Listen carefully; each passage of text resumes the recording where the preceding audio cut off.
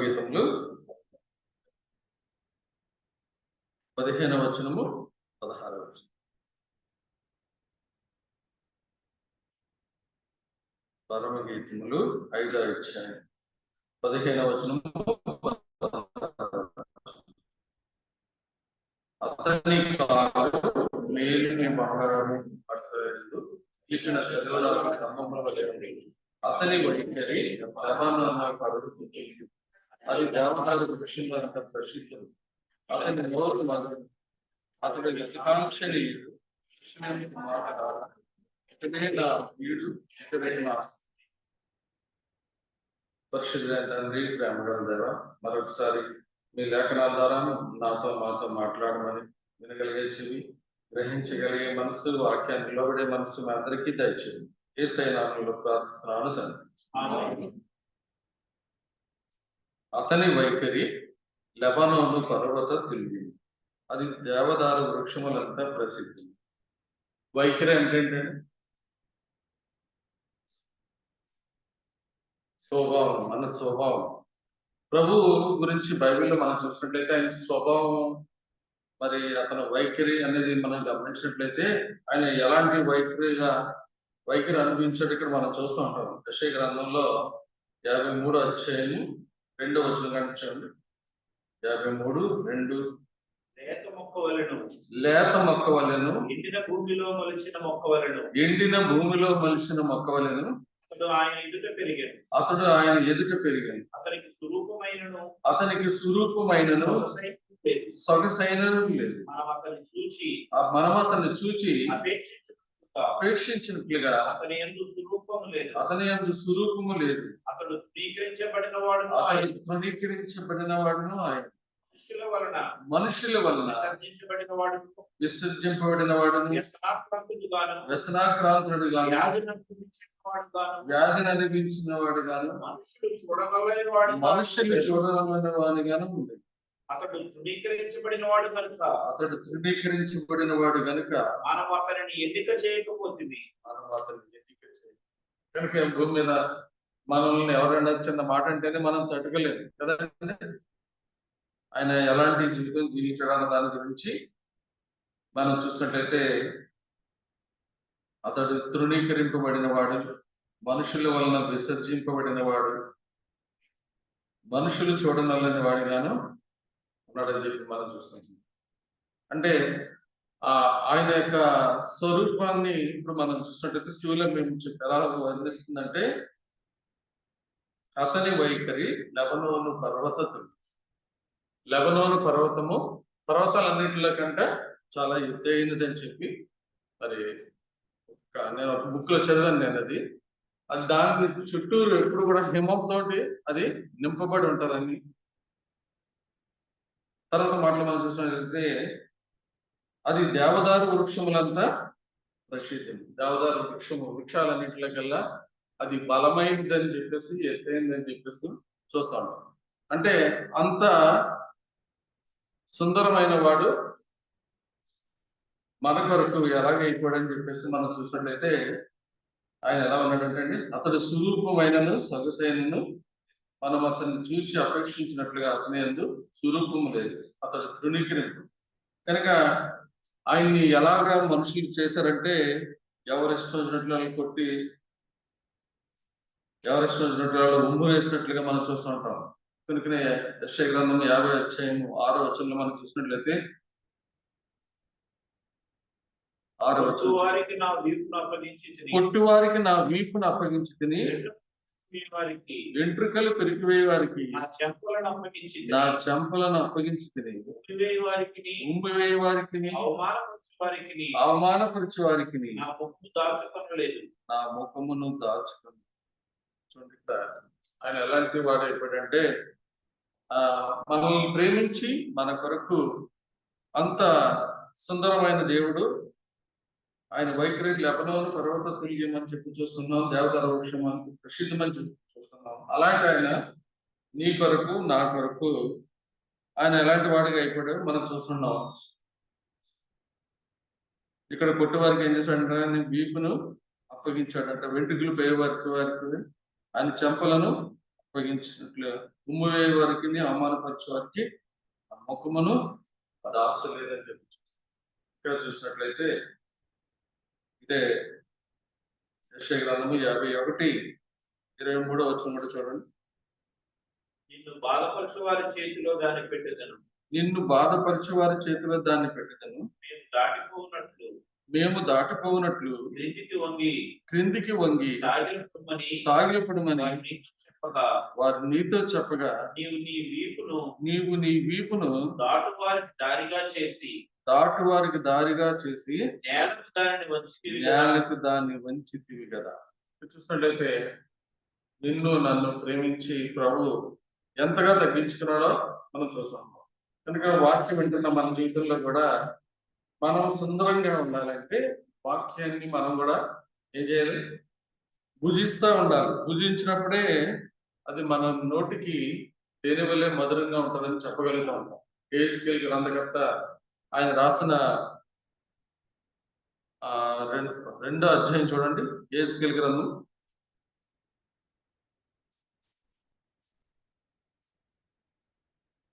2వ అధ్యాయము 1వ వచనం చూడండి. 1వ వచనం. నరపుత్రుడా నువ్వు చక్కగా నిలబడు. నేను నీతో మాట్లాడవలని నేను నీతో మాట్లాడవలనని ఆయన నాతో మాట్లాడినప్పుడు ఆత్మ నాలోనికి వచ్చి నన్ను నిలబడు. ఒక వ్యక్తితో దేవుడు మాట్లాడాలంటే ఆ వ్యక్తిలో దేవుని ఆత్మ పనిచేయాలి కదండి. ఆత్మ పనిచేస్తేనే వింటాడు. ఆత్మ కొంతమంది వస్తారు కానీ మందిరానికి ఎలాగ వస్తారంటే ఇస్కరియోతులాగా వస్తుంటారు. ఆత్మయే జీవింపు చేయుచున్నది, శరీరము కేవలము నిష్ప్రయోజనం అని చెప్పి యోహాను సువార్తలో మనం చూస్తాం. చూడండి, అక్కడ ఏమనుంటుందంటే ఇస్కరియోతు 3.5 సంవత్సరాలు యేసుప్రభువుతో తిరిగినప్పటికీ కూడా ఆయన యొక్క ఆత్మ పనిచేసినట్లుగా మనకు కనపడదు. చూడండి ఇక్కడ అందుకని రాస్తాడంటే 6వ అధ్యాయము 63 నుంచి అంటామండి. ఆత్మయే జీవింపజేయుచున్నది, శరీరం కేవలం నిష్ప్రయోజనము. నేను నీతో చెప్పి ఉన్న మాటలు ఆత్మయు జీవమునైనవి గాని మీలో విశ్వసించిన వారు కొందరున్నారని వారితో చెప్పాను. విశ్వసించని వారెవరు? తన్ను అప్పగింపబోవాడెవడో మొదటి నుండి యేసునకు తెలియదు. కనుక ఈ శరీరం వచ్చి కూర్చుంటుంది కానీ మందిరంలో ఆత్మ ఎక్కడెక్కడ ఉండొచ్చు కొంతమందికి కదండి. వాక్యం పని చేయకపోతే మనిషి ఎప్పుడు కూడా శరీర సంబంధించిన వాటి మీద మనసు పెట్టి తిరుగుతూ ఉంటాడు తప్ప ఆత్మ పనిచేయదు. ఇస్కరియోతు కదా 3.5 సంవత్సరాలు యేసుప్రభువుతో కలిసి అనేకమైన అద్భుత కార్యాలు, ఆశ్చర్యకార్యాలు చూస్తున్నప్పటికీ అతను ఆత్మ పనిచేయలేదు. కనుక ఇక్కడ మనం చదువుకున్న యెహెజ్కేలు గ్రంథంలో మనం చూస్తున్నట్లయితే నరపుత్రుడా నీవు చక్కగా నిలబడుము, నేను నీతో మాట్లాడవలను అని ఆయన నాతో మాట్లాడినప్పుడు ఆత్మ నాలోనికి వచ్చి నన్ను నిలువబెట్టాడు.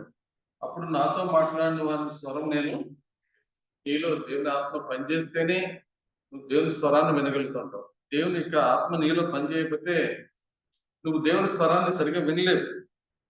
దేవుని స్వరాన్ని ఎప్పుడైతే వింటావో అప్పుడు తిరుగుబాటు చేసే స్వభావం నీలోంచి పోతుందంట. కనుకని ఈ 2వ అధ్యాయంలో తిరుగుబాటు అనే మాట కనీసం ఒక 6 సార్లు 7 సార్లు రాయబడి ఉంటుంది. అంటే తిరుగుబాటు చేసే స్వభావం మనలో నుంచి పోయినప్పుడే మనం ఏం చేస్తామంటే దేవుని వాక్యాన్ని భుజించగలుగుతాం. కనుక 3వ అధ్యాయంలోకి వచ్చినప్పటికీ ఈ గ్రంథంలో 2వ అధ్యాయము 8వ వచనం చదువు. నరపుత్రుడా వారు తిరుగుబాటు చేసినట్లు నీవు చేయక నేను నీతో చెప్పిన మాటను విని నోరు తెరచి నేను ఇచ్చిన దానిని భుజించుము అని నేను చూచుచుండగా గ్రంథమును పట్టుకొనిన ఒక చెయ్యి నా యొద్దకు ఒక చాపబడెను. చెయ్యి నా యొద్దకు చాపబడిను. ఆయన దానిని నా ముందర విప్పగా అది లోపటను వెలుపటను రాయబడినదై ఉండేది. విలాపమును మనోదుఃఖమును రోదనమును అని అందులో రాయబడి ఉండేది. మరియు ఆయన నాతో ఇలాగ సెలవిచ్చింది, నరపుత్రుడా, నీకు కలిగిన దానిని భక్షించు, నీకు కనబడిన దానిని భక్షించుము. ఈ గ్రంథమును భక్షించి ఇశ్రాయేలీయుల యొద్దకు పోయి వారికి ప్రకటన చేయండి. నేను నోరు తెరవగా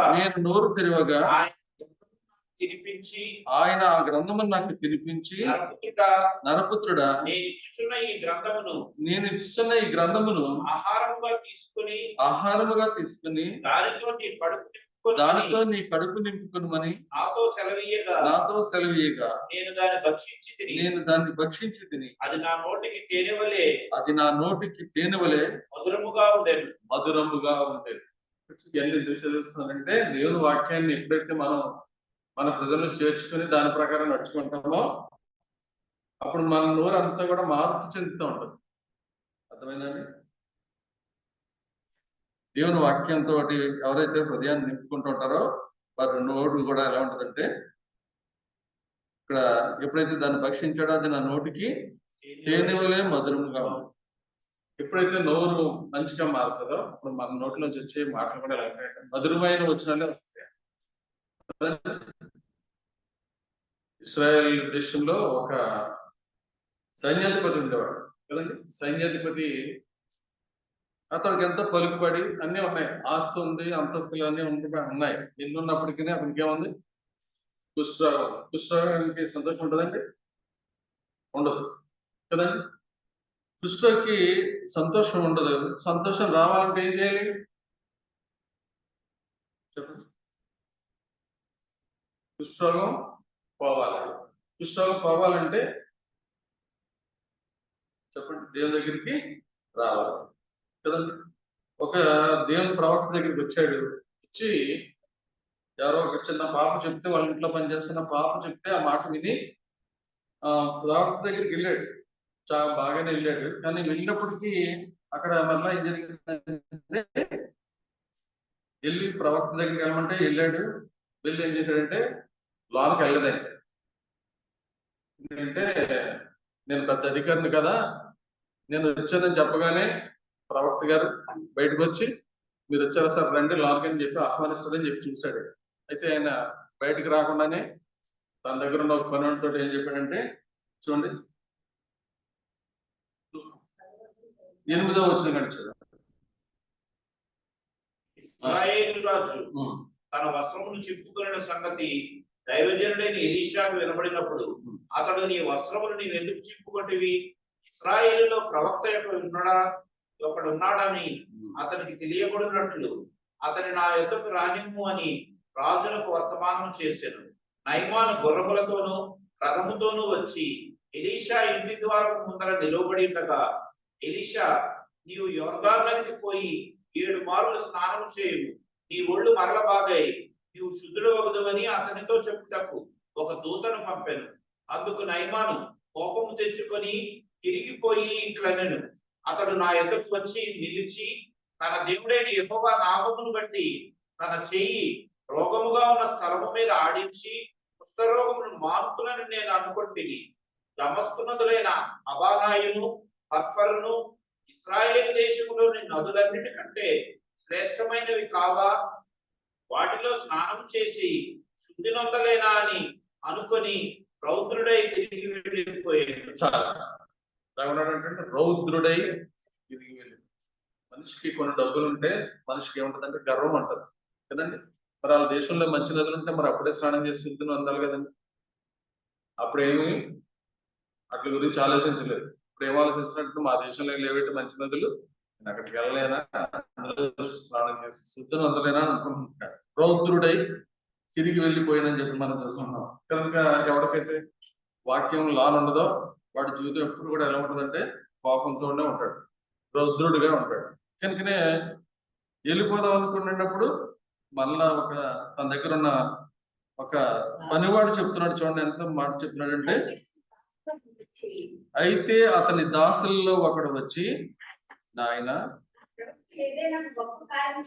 ఆ ప్రవక్త ఏదైనా ఒక గొప్ప కార్యం చేయమని నియమించిన ఎడల నీవు చేయకుందువా? అయితే స్నానం చేసి దానికంటే మేలు కదా అని చెప్పినప్పుడు అతడు పోయి దైవజనుడు చెప్పినట్లు యొర్దాను నదిలో 7 మార్లు మునుగుగా అతని దేహము పసిపిల్ల దేహం వల్లే అతడు శుద్ధుడాయను. చూడండి, ఎప్పుడైతే పనోడు ఏం చెప్పాడండి, ఒక మృదువైన మాట, ఇంపైన మాట. అర్థమైందండి. మనిషికి దేవుని బిడ్డలో పలకవలసిన మాటలు కొంతమంది అంత కఠినంగా మాట్లాడుతుంటారు కదండి, కోపం వచ్చేటట్లు మాట్లాడుతూ ఉంటారు. కానీ ఈ పనోడు ఎంత మంచిగా మాట్లాడాడంటే, ఆయన ప్రవక్త ఏదైనా మంచి పని చేయమంటే, పెద్దగా ఏదైనా చేయమంటే చేసేస్తావు కదా, ఇది చాలా చిన్న పనే కదా, నదిలోకి వెళ్ళి స్నానం చేయమని చెప్పగానే ఏమొచ్చేస్తుందంటే, ఆ మాటకు విధేయత చూపించే మనసు వచ్చింది. విధేయత చూపించిన మనసు వచ్చి అతడు పోయి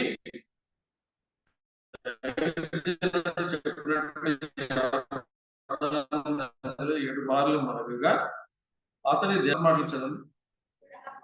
అప్పుడు అతడు తన పరివారంతో కూడా దైవజన్ దగ్గరికి తిరిగి వచ్చి అతని ముందర నిలిచి, చూడండి, ముందు వెళ్ళినప్పుడు ముందర నిలిచాడంటే నిలబడలేదు. ఒక వ్యక్తి కడగబడినప్పుడు, వాక్యంతో నింపబడినప్పుడు అతనిలోకి ఏమొస్తుందంటే తగ్గించుకునే మనసు వస్తుంది.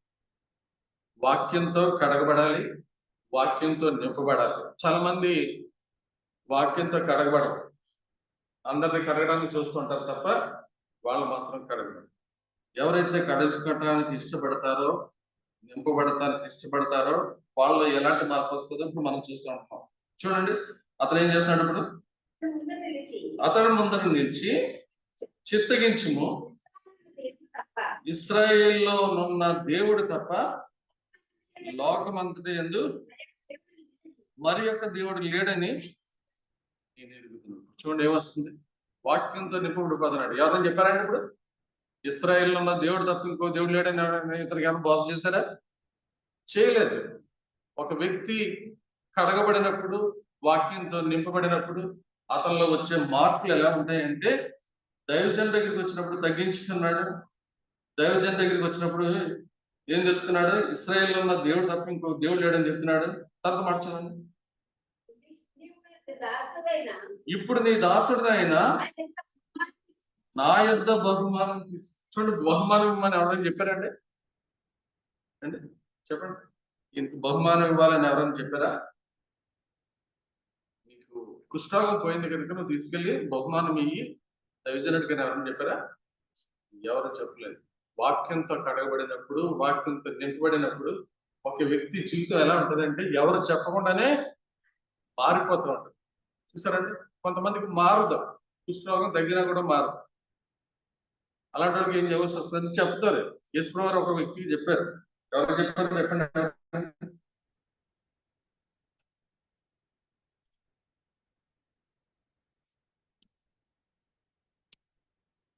మార్క్స్ వార్త 1:40 నుంచి చదవండి.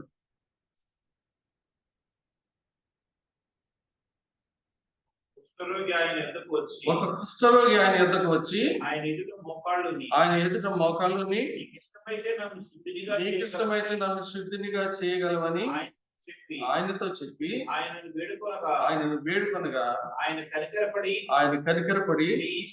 చేయి చాపి వాడిని ముట్టి నాకు ఇష్టమే నీవు శుద్ధుడు కమ్మని వాడితో చెప్పాను.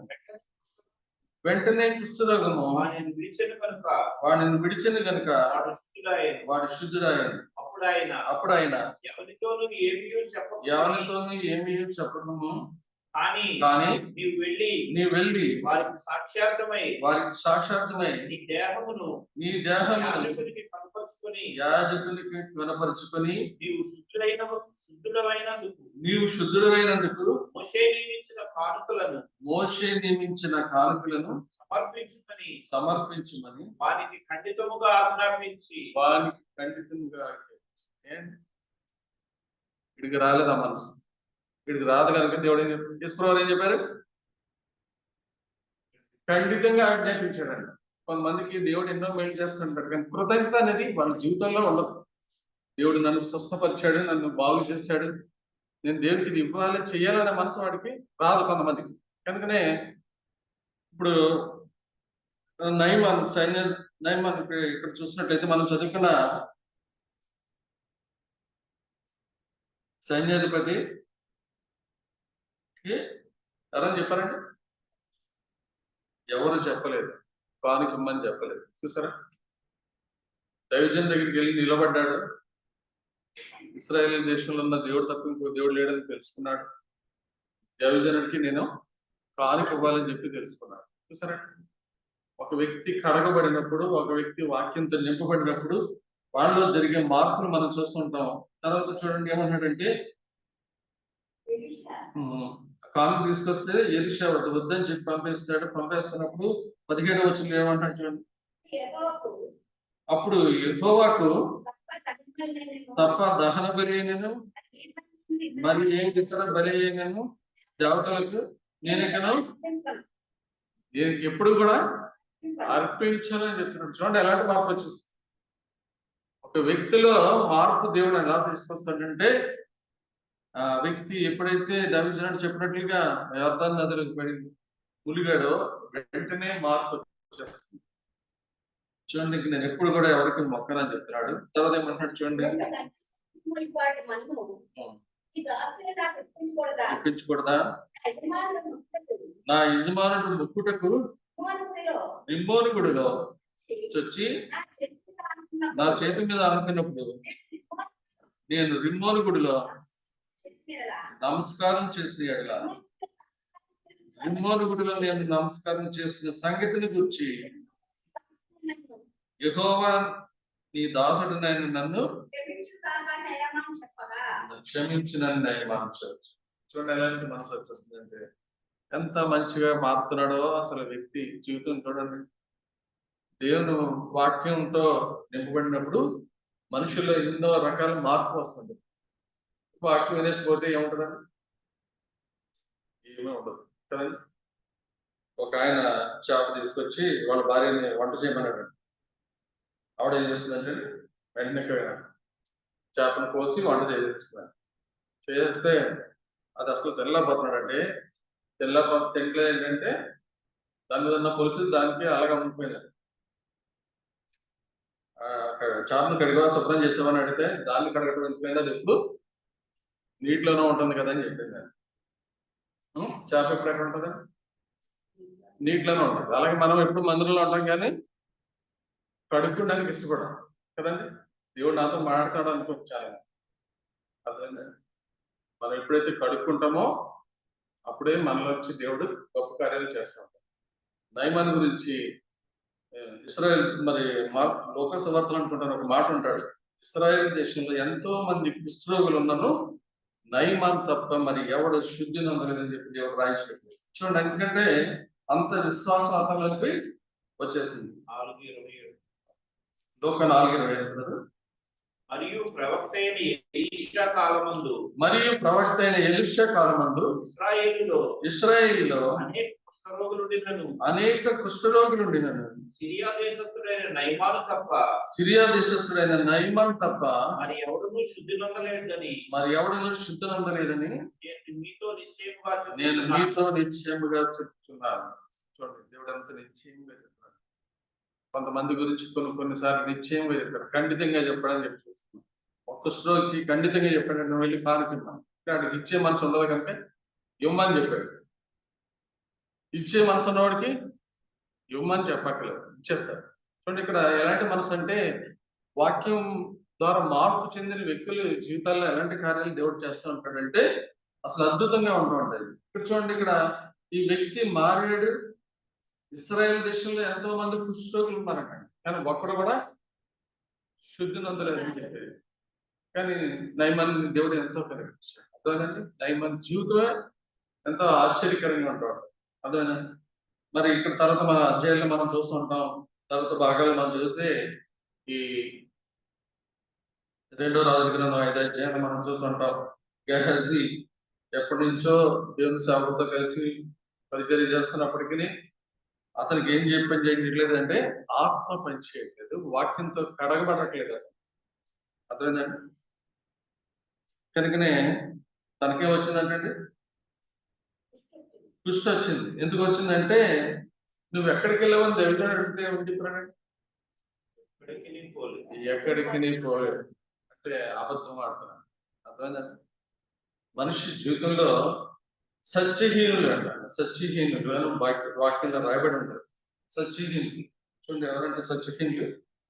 2 తిమోతి పత్రిక, 1 తిమోతి పత్రిక 6 అధ్యాయము 3 నుంచి చదవండి. 3 నుంచి 5 వరకు చదివితే మనకు అర్థమైంది. ఎవడైనాను మన ప్రభువైన యేసుక్రీస్తు యొక్క హితవాక్యములను,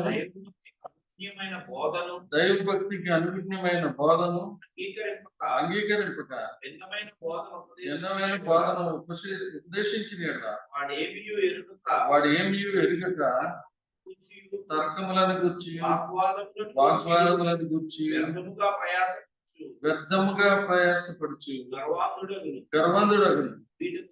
వీటి మూలముగా అసూయ, కలహము, దూషణలు, దురాభిమానములను, చెడిపోయిన మనస్సు కలిగి సత్యహీనులై దైవ భక్తి లాభ సాధనం అనుకుని మనుషులు వ్యర్థ వివాదములు కలుగుతుంది. చూసారండి, సత్యహీనులు అంటే ఎంత వాక్యం ఏంటున్నా కూడా మనం సత్యహీనుల కింద ఉంటాం. సత్యహీనులు అంటే వారిలో ఏముండదు, సత్యమునకు విధేయత చూపించే మనసు ఉండదు. కనుక రోమపత్రికలో అపోస్తలుడైన పౌలు రోమపత్రిక రాస్తూ 8-9 వచనాలు ఏమంటారు చదవండి.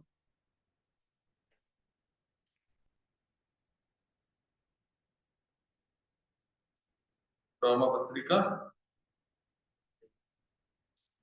2 అధ్యాయము 8-9 వచనం. అయితే భేదములు పుట్టించి సత్యమునకు లోబడక దుర్నీతికి లోబడి వారి మీదకి దేవుని ఉగ్రతయు రౌద్రమును వచ్చింది. దుష్కారం చేయు ప్రతి మనిషిని ఆత్మకు మొదటి యూదునికి గ్రీసు దేశస్థునికి కూడా శ్రమయు వేదనయు కలిగింది.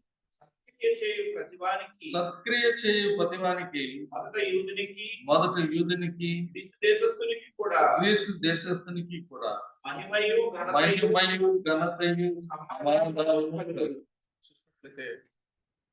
ఇక్కడ మనకి ఏం కనబడుతుంది? సత్యమునకు లోబడ. సత్యానికి లోబడిన ఆత్మ నరకానికే పోతుంది. దేవుడు చెప్తున్నాడు, నేను చెప్పే మాటలే కాదు. అయితే భేదములు పుట్టించి సత్యమునకు లోబడక దుర్నీతికి లోబడి వారి మీదకి దేవుని ఉగ్రతయు రౌద్రమును వచ్చు. దుష్కార్యం చేయు ప్రతి మనుషుని ఆత్మకు మొదట యూదునికి గ్రీసు దేశస్థునికి కూడా శ్రమయు వేదనయు కలుగు. సత్క్రియ చేయు ప్రతి వానికి మొదట యూదునికి గ్రీసు దేశస్థునికి కూడా మహిమయు ఘనతయు సమాధానం కలుగు. కనుక మనం వాక్యం వింటున్నప్పుడు మనలో చెప్పవాలి, సత్యానికి లోబడే మనసు మనలోకి రావాలి, సత్యానికి విధేయత చూపించాలి. కనుక ఇక్కడ మనం చూస్తుంటాం, సత్యమునకు విధేయత చూపించారంట. తర్వాత ఏం చేస్తారంట? సత్యము పలకరంట. కొంతమంది ఇర్మియా గ్రంథంలో రాస్తుంటాడు. ఇర్మియా గ్రంథము 5వ అధ్యాయము 9వ వచనం చూసినట్లయితే, ఇర్మియా గ్రంథము 5:9 అట్టి కార్యములను బట్టి నేను దండింపు పొందిన అట్టి జనం మీద నా కోపం తీర్చుకొనుకుందునా ఇదే యెహోవా వాక్కు. దాని ప్రాకారములకి 9:5 అని ప్రకటించారు. 9:5 సత్యము పలుకగా ప్రతివాడును తన పొరుగువాడిని వంచించును, అబద్ధములాడుట తమ నాలుకలకు అభ్యాసం చేసింది, ఎదుటివారి తప్పులు పట్టవాలని పడుతుంది. చూడండి ఇక్కడ ఏమంటాడు, సత్యమున పలుకగా ప్రతివాడును తన పొరుగువాడిని వంచించు, అబద్ధములాడుట తన నాలుకలకు అభ్యాసం చేస్తారు. అభ్యాసం కనుక ఎలాంటి ఏం చేస్తారంటే సత్యాన్ని ఎదురుస్తారు అక్కడ. కనుకనే తిమోతి పత్రికలో రాస్తుంటాడు, 2 తిమోతి పత్రిక 3:8 ఏమన్నాడు చూడండి.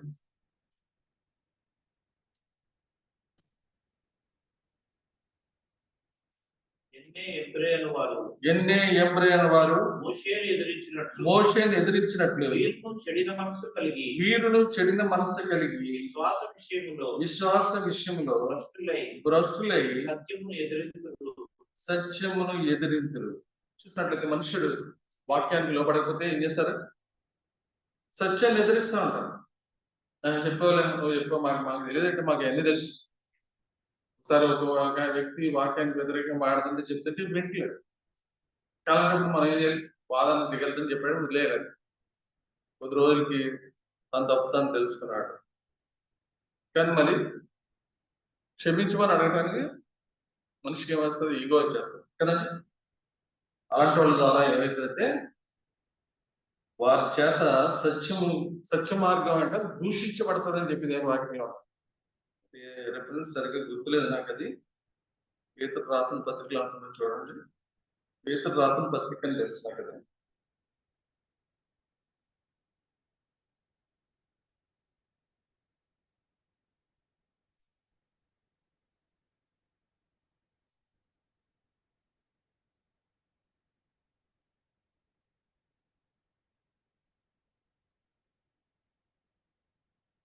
రెండో పేతురు పత్రిక 2వ అధ్యాయం చదవండి.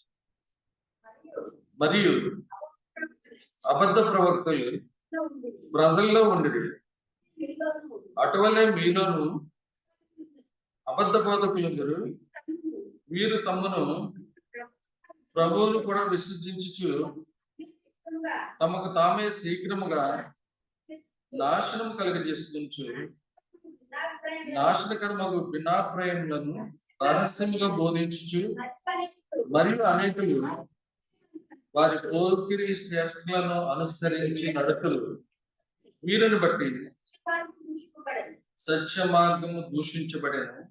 వారు అధిక లోబులై కల్పన వాక్యములు చెప్పుచు మీ లాభం సంపాదించుకున్నారు. వారి పూర్వం నుండి విధింపబడిన తీర్పు ఆలస్యం చేయదు, వారి నాశనము కొనికి నిద్రపో. కనుక వాక్యం విరిగి వాక్యానుసారంగా జీవించకపోతే మన మనిషికి మాత్రం చాలా కఠినమైన శిక్ష దేవుడు తీసుకొస్తాడు. కనుకనే వీరిని బట్టి సత్య మార్గము దూషించబడుతుంది అని చెప్పి చూస్తున్నాం. అంటే వాక్యాన్ని మనిషి ప్రేమించకపోతే వాళ్ళు ఏమనదు, వాక్యానికి విధేయత చూపించడు, సత్యానికి విధేయత చూపించడు, సత్యం పలకరు, సత్యాన్ని ఏం చేస్తారు? ఎదిరిస్తారు. వారి చేత సత్య మార్గం దూషించబడతారు. వారి సత్యాన్ని ఏం చేస్తారంట? అసత్యంగా మార్చేస్తారంట. ఈ మాట మరి చూడండి ఒకసారి, తిమోతి పత్రికలో అనుకుంటాను ఉంటుంది.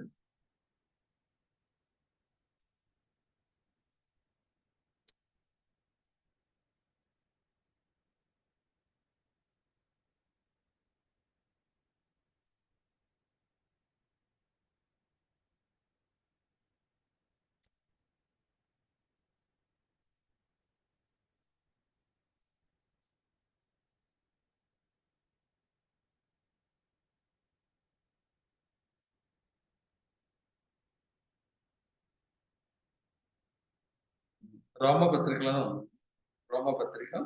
1వ అధ్యాయం 25వ వచనం. అట్టివారు దేవుని సత్యమును అసత్యమునకు మార్చి సృష్టికర్తకు ప్రతిగా సృష్టమును పూజించి సేవించి.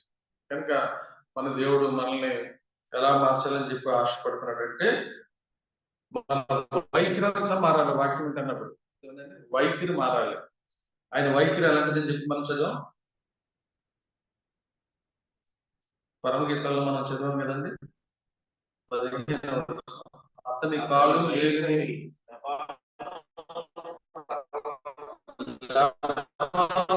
పర్వత తుల్యము. లెబనోను పర్వతం పర్వతాలన్నింటిలో కంటే ఎత్తైంది. దాని చుట్టూరు ఎప్పుడు హిమం చేత అది కప్పబడుతుంది అని చెప్పి చూస్తాం. అలాగే దేవుని బిడ్డలో దేవుని యొక్క ఆత్మ చేత మనం నింపబడాలి. వాక్యం తోటి మనం నింపబడినప్పుడు మనం ఎలా ఉంటామంటే సత్యాన్ని ఎదిరించి కదండి, సత్యానికి లోబడే మనసు వస్తుంది.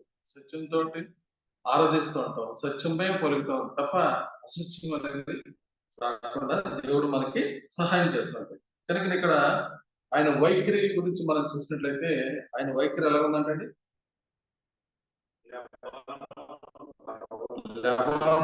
పర్వత తుల్యము, అది దేవదారు వృక్షములంతా చేసింది. అలాంటి ప్రభు నీ కొరకు నా కొరకు సురూపమైన సొగసైన లేనివాడుగా అయిపోయాడు.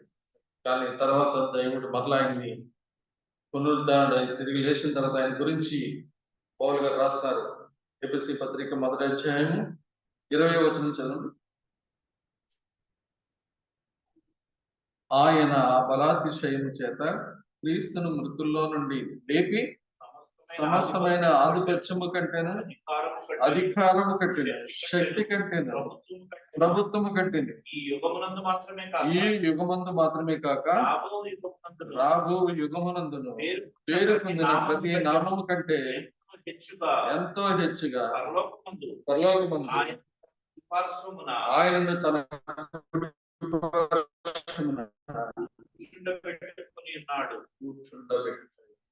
దేవుడు ఏం చేస్తున్నాడంట, కొంతమంది నిద్రపోతున్నారు. ఏసీ చల్లగా ఉందని ఏసీ ఆఫ్ చేస్తారు, అందరికి మెలకు వస్తారు. నిద్రపోతారంటే మిమ్మల్ని ఏదో అవమానపరచమని అనుకోకండి, అందరికీ నిద్ర వస్తుంది, నాకు కూడా నిద్ర వస్తుంది. మన అందరం కూడా దేహాలు ఉన్నాం, నిద్ర వస్తుంది. కానీ ఒకరినొకరు ఏం చేయాలి, నిద్రపోతుంటే కొంచెం లేపాలి పక్కడు. లేకపోతే వాళ్ళకి ఏంటంటే ఇంకా నిద్రలోకి వెళ్ళిపోతాడు. ఒకసారి ఒక మీటింగ్ జరుగుతుంది. ఆ మీటింగ్ లో ఒక ఆయన ఇంకొక ఆయన మీద పడిపోతే అన్న సారీ అన్న క్షమించినట్టే, లేదమ్మా నువ్వు పడటం నాకు మేలైంది, నేను లేచానన్న. నిజమండి, మీరు పడతాం నాకు మంచిది అయింది, నేను నిద్రలోకి వెళ్ళిపోయినప్పుడు వెళ్ళిపోయిన కూడా తెలియదు నాకు. అదేనండి, అంటే మనం ఒకసారి ఇంకోటి మీద పడ్డామనుకోండి, వాళ్ళకి మెలకు వస్తుంది. మనం వాళ్ళని మళ్ళీ మాలో లేకపోతే నేను నిద్రపోతానంటారు. అలా అంటే మనుషులు ఉంటారు. మనం ఏం చేయాలంటే ప్రేమతో లేకపోతే. కనుక దేవుని బిడ్డలు దేవుని వాక్యాన్ని ప్రేమిస్తుంటే ఎలా ఉంటుందంటే, ప్రభు గురించి ఇక్కడ రాయబడింది. ఏమని రాయబడింది? ఆయన ఆ బలాతిశయం చేత క్రీస్తును మృతుల్లో నుండి లేపి సమస్తమైన ఆధిపత్యం కంటేను, అధికారము కంటేను, శక్తి కంటేను, ప్రభుత్వం కంటే ఈ యుగమందు మాత్రమే కాక రాబోయే యుగమందు పేరు పొందిన ప్రతి నామము కంటే ఎంతో హెచ్చుగా పరలోకముందు ఆయన తన కుడి పార్శ్వమున కూర్చొని. ఆయన వైఖరి ఎలాంటిదో ఇప్పుడు మనం చూస్తాం. ఒకప్పుడు తగ్గించుకున్నాడు మన కొరకు, ఆయన దేవుడు ఏం చేస్తున్నాడు, హెచ్చించాడు. ఇప్పుడు 4:10 కూడా చూడండి ఏమని ఉంటుంది. ఎఫెసీ 4:10. దిగినవాడు తానే సమస్తమును నింపునట్లు, దిగినవాడు తానే సమస్తమును నింపునట్లు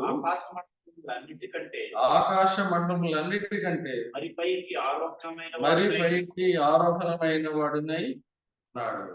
మనమందరము విశ్వాస విషయంలోను దేవుని కుమారుని గుర్చిన జ్ఞాన విషయంలోను ఏకత్వము పొంది సంపూర్ణ పురుషుల మగున వరకు అనగా క్రీస్తునకు కలిగిన సంపూర్ణతకు సమానమైన సంపూర్ణత కలిగిన వరకు ఆయన ఇలాగూ నియమించాడు. పరిశుద్ధులు సంపూర్ణంగా వినట్లు క్రీస్తు శరీరము పరిచర్య జరుగుటకు ఆయన కొందరిని అపోస్తలులుగాను, కొందరిని ప్రవక్తలను గాను, కొందరిని సువార్తికులుగాను, కొందరిని కాపరులుగాను ఉపదేశకులుగాను నియమించెను. కనుక మనం ఏం చేయాలంటే ఆయన వాక్యం ఉంటున్నప్పుడు మనం కూడా దేవుడు మనకు అప్పగించిన పనిలో మనం నమ్మకస్తులుగా ఉంటే మనల్ని కూడా ఆయన ఉన్నతమైన స్థితిలోనికి ఆయన మనల్ని హెచ్చిస్తుంటాడు. కనుకనే ఫిలిప్పీ పత్రికలో కూడా పౌలు గారు యేసు గారు ఉన్నతమైన స్థితి గురించి రాస్తూ ఏమంటాడంటే 5వ వచనం కాడ నుంచి క్రీస్తు యేసులో కలిగిన ఈ మనసు మీరును కలిగి ఉండండి. ఆయన దేవుడి స్వరూపం కలిగిన వాడై నుండి దేవునితో సమానముగా ఉంటే విడిచిపెట్టకూడని భాగ్యం అని ఎంచుకొనలేదు కానీ మనుషుని పోలికగా పుట్టి దాసుని స్వరూపము ధరించుకుని తను తానే రిక్తునిగా చేస్తుంది.